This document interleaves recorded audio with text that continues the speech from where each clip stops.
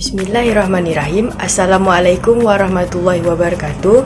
Halo teman-teman semua, perkenalkan nama saya Firda Damayanti. Saya dari jurusan Akuntansi Syariah kelas 3A. Kali ini saya akan membahas materi tentang elastisitas. Sub pokok materi yang akan dibahas yaitu: pertama, pengertian elastisitas permintaan dan penawaran. Yang kedua, macam-macam elastisitas permintaan dan penawaran. Yang ketiga, faktor-faktor yang mempengaruhi elastisitas permintaan dan penawaran. Yang keempat, pengaruh harga terhadap elastisitas permintaan dan penawaran. Yang kelima, perbedaan ekonomi Islam dan konvensional dalam permintaan dan penawaran. Baiklah, langsung saja kita masuk ke pembahasan yang pertama, pengertian elastisitas. Elastisitas atau pemuluran adalah pengaruh perubahan harga terhadap jumlah barang yang diminta atau ditawarkan. Dengan kata lain, elastisitas adalah tingkat kepekaan atau perubahan suatu gejala ekonomi terhadap perubahan gejala ekonomi yang lain. Elastisitas terbagi dalam 3 macam. A. Elastisitas harga, price elasticity, yaitu persentase perubahan jumlah barang yang diminta atau yang ditawarkan yang disebabkan oleh persentase perubahan harga barang tersebut. B. Elastisitas silang, cross elasticity, adalah persentase perubahan jumlah barang X yang diminta yang disebabkan oleh persentase perubahan harga barang lain yang disimbolkan dengan huruf Y. C. Elastisitas pendapatan atau income elasticity, yaitu persentase perubahan permintaan akan suatu barang yang diakibatkan oleh persentase perubahan pendapatan atau income real konsumen. Masuk ke pembahasan yang kedua, pengertian elastisitas permintaan dan elastisitas penawaran. A. Elastisitas permintaan. Elastisitas permintaan adalah suatu pengukuran kuantitatif yang menunjukkan sampai di mana besarnya pengaruh perubahan harga terhadap perubahan permintaan. Ketika harga sebuah barang turun, jumlah permintaan terhadap barang tersebut biasanya naik. Sedangkan semakin rendah harganya, semakin banyak benda itu dibeli. Dirumuskan dengan ED sama dengan delta Q per delta P dikali P per Q, atau ED sama dengan persentase delta Q per persentase delta P, yang dimana ED adalah elastisitas permintaan, delta Q merupakan perubahan jumlah permintaan, delta P perubahan harga barang, P harga mula-mula, Q jumlah permintaan mula-mula. B. Elastisitas penawaran. Elastisitas penawaran adalah ukuran kepekaan tentang besarnya perubahan jumlah yang ditawarkan jika harganya berubah. Pengertian elastisitas penawaran tersebut juga dapat diterjemahkan dengan rasio atau perbandingan antara perubahan relatif jumlah yang ditawarkan dengan perubahan relatif harga. Dalam sebuah penawaran, maka jumlah yang ditawarkan merupakan fungsi atau tergantung pada harga. Secara teknis, hal tersebut dapat dituliskan: koefisien elastisitas penawaran sama dengan delta Q dibagi delta P dikali P bagi Q, di mana delta Q perubahan jumlah barang yang ditawarkan, P harga awal barang, Q jumlah awal barang. Pembahasan ketiga, macam-macam elastisitas permintaan dan elastisitas penawaran. A. Elastisitas permintaan. 1. Permintaan inelastisitas sempurna, ED sama dengan 0. Permintaan inelastisitas sempurna terjadi jika tidak ada perubahan jumlah yang diminta meskipun ada perubahan harga, atau delta QD sama dengan 0 meskipun delta P ada. Secara matematis, persentase delta QD sama dengan 0 berapapun persentase delta P. Dengan kata lain, perubahan harga sebesar apapun sama sekali tidak berpengaruh terhadap jumlah yang diminta. Contoh, barang yang permintaannya tidak elastis sempurna adalah tanah. Meskipun harganya naik terus, kuantitas yang tersedia tetap terbatas. Kedua, permintaan inelastisitas ED kurang dari 1. Secara matematis, persentase delta QD kurang dari persentase delta P. Permintaan inelastis atau sering disebut permintaan yang tidak peka terhadap harga. Misal harga berubah naik 10%, maka perubahan permintaannya akan turun kurang dari 10%. Elastisitas kurang dari 1 biasanya terjadi pada barang-barang kebutuhan pokok seperti gula, pupuk, bahan bakar, dan lain-lain. 3. Permintaan elastisitas uniter, atau ED sama dengan 1. Permintaan elastisitas uniter kalau perubahan harga pengaruhnya sebanding terhadap perubahan kuantitas barang yang diminta, Dengan kata lain, persentase perubahan jumlah yang diminta sama dengan persentase perubahan harga. Jadi, kalau harga berubah turun sebesar 10%, maka kuantitas yang diminta juga akan berubah. Dalam hal ini akan naik sebesar 10%. 4. Permintaan elastisitas D lebih dari 1. Persentase perubahan jumlah yang diminta relatif lebih besar dari persentase perubahan harga. Jadi, kalau harga turun 10%, maka kuantitas barang yang diminta akan mengalami kenaikan lebih dari 10%. Secara matematis, persentase delta QD lebih besar dari persentase delta P. Permintaan yang elastis atau peka terhadap harga D lebih dari 1 dapat ditemukan dalam kehidupan sehari-hari, biasanya terjadi pada barang-barang mewah seperti mobil, alat-alat elektronik, pakaian pesta, dan lain-lain. 5. Permintaan elastisitas sempurna D sama dengan tak terhingga. Permintaan elastisitas sempurna terjadi jika ada perubahan jumlah yang diminta meskipun tidak ada perubahan harga, atau delta QD sama dengan ada perubahan meskipun delta P sama dengan 0 atau tidak ada perubahan harga. Secara matematis, persentase delta QD sama dengan ada, persentase delta P sama dengan 0. B. Elastisitas penawaran. Elastisitas penawaran dapat dibedakan menjadi 5 macam, antara lain: yang pertama, inelastisitas sempurna. Penawaran inelastisitas sempurna terjadi jika perubahan harga yang terjadi tidak ada pengaruhnya terhadap jumlah penawaran. Dapat pula dikatakan bahwa perubahan harga tidak membawa akibat apapun terhadap jumlah barang yang ditawarkan. Kurvanya sejajar dengan sumbu Y atau P. Kedua, inelastisitas E kurang dari 1. Suatu keadaan ketika tingkat perubahan jumlah yang ditawarkan lebih kecil daripada tingkat perubahan harga. Dengan kata lain, suatu persentase perubahan harga tertentu hanya mampu untuk merubah jumlah yang ditawarkan dengan tingkat perubahan yang relatif lebih kecil. Yang ketiga, elastis uniter. E sama dengan 1. Penawaran elastis uniter terjadi jika perubahan harga sebanding dengan perubahan jumlah penawaran.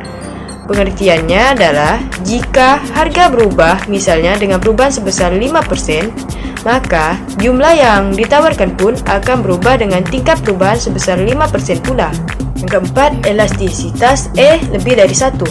Penawaran elastis terjadi jika perubahan jumlah yang ditawarkan lebih besar daripada tingkat perubahan harga. Dalam elastisitas ini, persentase perubahan harga yang hanya sedikit saja telah cukup untuk mengubah jumlah yang ditawarkan dengan perubahan yang relatif banyak. 5. Elastis sempurna. E sama dengan tak terhingga.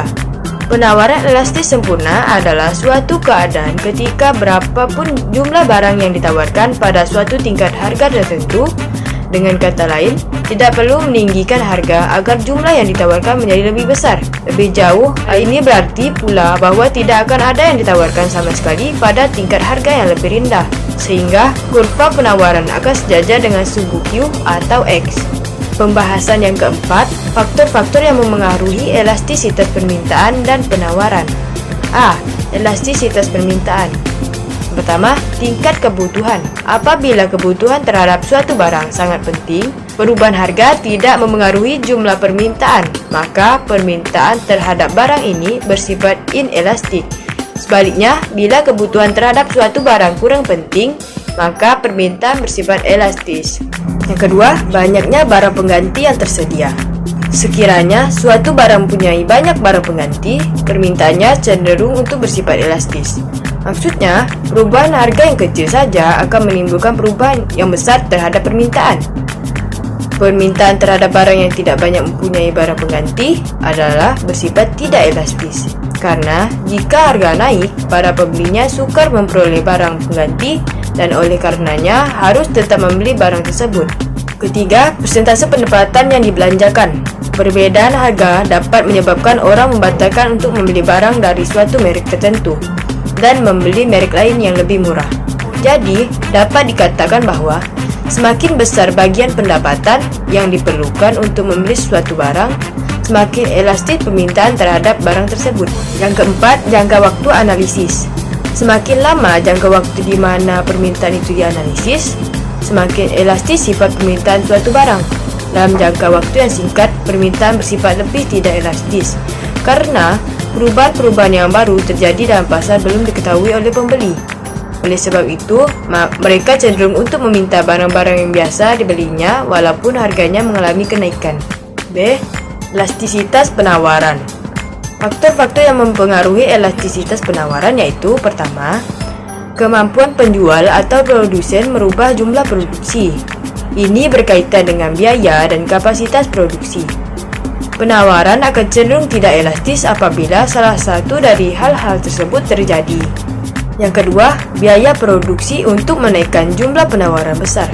Misalnya, jika produksi saat ini telah mencapai skala ekonomis dan biaya rata-rata minimal, maka penambahan satu unit produksi akan menambah biaya rata-rata dan mengakibatkan produksi berada dalam skala tidak ekonomis. 3. Kapasitas produksi telah terpakai penuh, sehingga penambahan kapasitas akan memerlukan pabrik atau mesin baru, misalnya yang membutuhkan investasi besar. Pembahasan yang kelima, pengaruh elastisitas harga terhadap elastisitas permintaan dan elastisitas penawaran. A. Elastisitas permintaan. Yang pertama, pengaruh elastisitas harga terhadap permintaan produk primer. Elastisitas harga terhadap permintaan mempunyai hubungan negatif. Apabila harga naik, maka permintaan turun. Hukum permintaan terhadap barang primer adalah inelastis dan elastis sempurna. Kedua, pengaruh elastisitas harga terhadap permintaan produk sekunder. Elastisitas harga terhadap permintaan mempunyai hubungan negatif. Apabila harga naik, maka permintaan turun. Hukum permintaan terhadap barang sekunder adalah elastisitas uniter. 3. Pengaruh elastisitas harga terhadap permintaan produk tersier. Elastisitas harga terhadap permintaan mempunyai hubungan negatif. Apabila harga naik, maka permintaan turun. Hukum permintaan terhadap barang tersier adalah elastis. B. Elastisitas penawaran. Yang pertama, elastisitas harga terhadap penawaran produk primer. Elastisitas harga terhadap penawaran mempunyai hubungan positif. Apabila harga naik, maka penawaran naik. Hukum penawaran terhadap barang primer adalah elastisitas sempurna.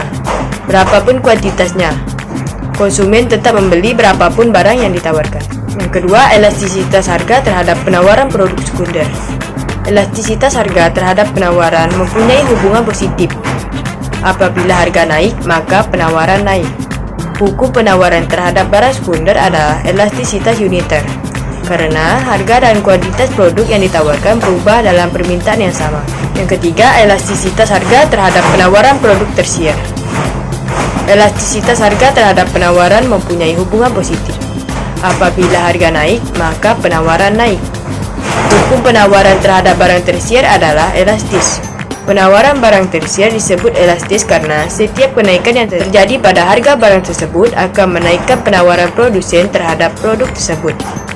Sebaliknya, apabila terjadi penurunan yang terjadi pada harga barang tersebut akan menurunkan penawaran terhadap produk tersebut. Pembahasan yang keenam, perbedaan konsep ekonomi Islam dengan konvensional terhadap teori permintaan dan penawaran. A. Konsep permintaan. Pertama, perbedaan utama antara kedua teori tersebut tentunya adalah mengenai sumber hukum dan adanya batasan syariah dalam teori permintaan Islami. Permintaan Islami berprinsip pada entitas utamanya, yaitu sebagai pedoman hidup yang langsung dibimbing oleh Allah SWT. Secara jelas juga mengakui bahwa sumber ilmu tidak hanya berasal dari data-data yang kemudian mengkristal menjadi teori-teori, tapi juga berasal dari firman-firman Tuhan. Sementara itu, dalam ekonomi konvensional, filosofi dasarnya terfokus pada tujuan keuntungan dan materialisme. Hal ini wajar karena sumber inspirasi ekonomi konvensional adalah akal manusia yang tergambar pada daya kreativitas, daya olah informasi, dan imajinasi manusia. 2. Konsep permintaan dalam Islam menilai suatu komoditi tidak semuanya bisa untuk dikonsumsi maupun digunakan, dibedakan antara yang halal maupun yang haram. Yang ketiga, dalam motif permintaan Islam menekankan pada tingkat kebutuhan konsumen terhadap barang tersebut, sedangkan motif permintaan konvensional lebih didominasi oleh nilai kepuasan. Konvensional menilai bahwa egoisme merupakan nilai yang konsisten dalam mempengaruhi seluruh aktivitas manusia. Permintaan Islam bertujuan mendapatkan kesejahteraan atau kemenangan akhirat sebagai turunan dari keyakinan bahwa ada kehidupan yang abadi setelah kematian, yaitu akhirat, sehingga anggaran yang ada harus disisihkan sebagai bekal untuk kehidupan akhirat. B. Konsep penawaran. Secara umum, tidak banyak perbedaan antara teori permintaan konvensional dengan Islam sejauh hal itu dikaitkan. dengan variabel atau faktor yang turut berpengaruh terhadap posisi penawaran. Bahkan, bentuk kurva secara umum pada hakikatnya sama. Satu aspek yang penting yang memberikan suatu perbedaan dalam perspektif ini kemungkinan besar berasal dari landasan filosofis dan moralitas. Premis nilai-nilai Islam. Lingkup produksi dan lingkup penawaran Islam lebih sempit daripada yang dimiliki oleh ekonomi konvensional. Kesimpulan, elastisitas atau pemuluran adalah pengaruh perubahan harga terhadap jumlah barang yang diminta atau yang ditawarkan. Dengan kata lain, elastisitas adalah tingkat kepekaan atau perubahan suatu gejala ekonomi terhadap perubahan gejala ekonomi yang lain. Elastisitas permintaan adalah suatu pengukuran kuantitatif yang menunjukkan sampai di mana besarnya pengaruh perubahan harga terhadap perubahan permintaan. Ketika harga sebuah barang turun, jumlah permintaan terhadap barang tersebut biasanya naik, sedangkan semakin rendah harganya, semakin banyak benda itu dibeli. Dalam ekonomi Islam, norma dan moral Islami merupakan dasar Islam dalam melakukan kegiatan ekonomi. Sehingga teori ekonomi menjadi berbeda dengan teori pada ekonomi konvensional. Dalam Islam, kita membedakan antara sesuatu yang haram dan yang halal. Tidak semua komoditi yang ditawarkan di dunia ini halal. Allah memberikan larangan kepada hambanya untuk menjauhi segala hal yang haram karena Allah telah menyediakan yang halal. Kita hidup sebagai hamba Allah adalah untuk saling melengkapi satu sama lain, dan saling membantu perdagangan adalah salah satu bentuk bantu-membantu. Dalam berdagang pun, kita harus jujur dan dilarang riba. Mungkin hanya itu materi yang dapat saya sampaikan. Lebih dan kurangnya saya mohon maaf. Bila ada kesalahan dalam pengucapan kata-kata, mohon dimaafkan. Saya akhiri. Wabillahi taufiq wal hidayah. Wassalamualaikum warahmatullahi wabarakatuh.